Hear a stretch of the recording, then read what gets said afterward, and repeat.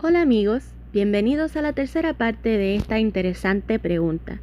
Si Dios es amor, ¿por qué no perdonó a Adán y a Eva? Seguiremos profundizando más en este tema tan importante y fascinante. En los videos anteriores comprendimos que cuando Dios creó al hombre con el objetivo de que éste fuera feliz, le hizo una serie de regalos impresionantes.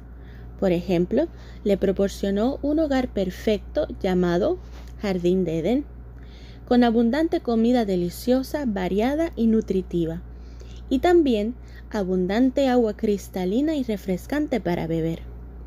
También le dio tareas significativas que lo mantenían ocupado y lo hacían sentir útil, como por ejemplo, nombrar a los diferentes animales, mantener, cuidar y administrar todo lo relacionado con el jardín. Incluso más adelante, también le encargó llenar la tierra de sus descendientes, y para esto le hizo una esposa. Dios vio que no era bueno que el hombre estuviera solo, así que para hacerlo aún más feliz, creó para Adán a la compañera perfecta, una que lo complementara en todo sentido.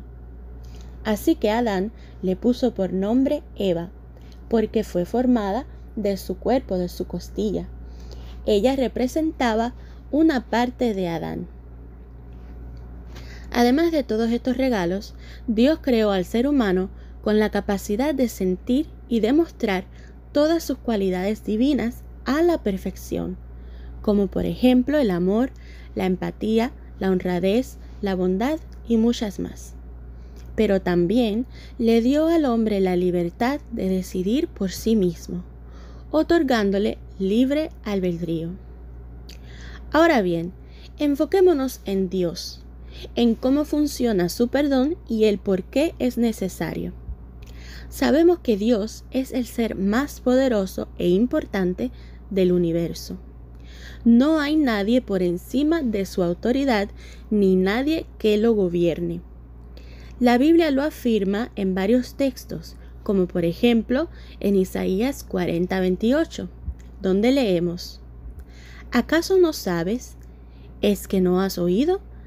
Él es el Dios eterno, el creador de los confines de la tierra.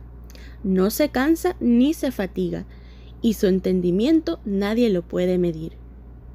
Asimismo, en Apocalipsis o Revelación 1:18 dice: Yo soy el Alfa y la Omega, dice Dios, el que es y que era y que ha de venir, el Todopoderoso.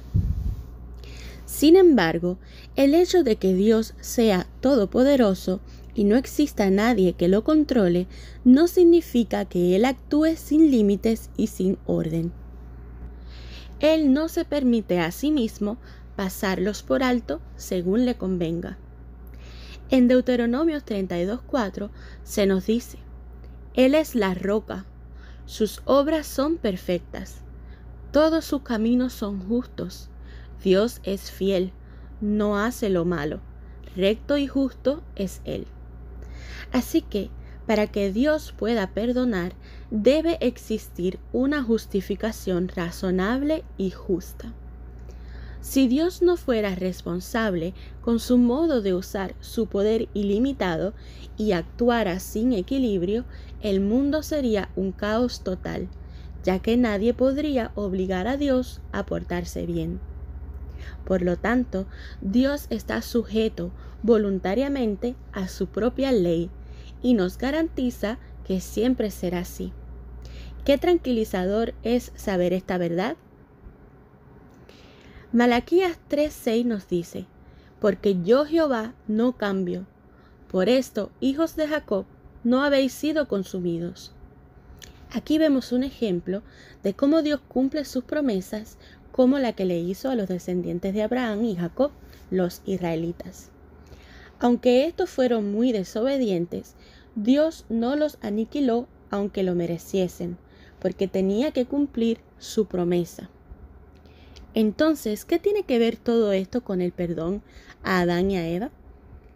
Bueno, Para entenderlo, necesitamos comprender que el acto de desobediencia de Adán y Eva no fue simplemente una infracción menor, sino una ruptura fundamental de la confianza y del orden establecido por Dios. Dios les había dado el libre albedrío, pero con él venía la responsabilidad de obedecer sus mandatos.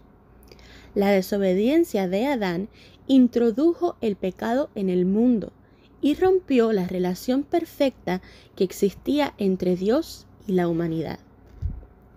Romanos 5:12 nos lo comprueba diciendo: por medio de un solo hombre, es decir, Adán, el pecado entró en el mundo, y la muerte mediante el pecado.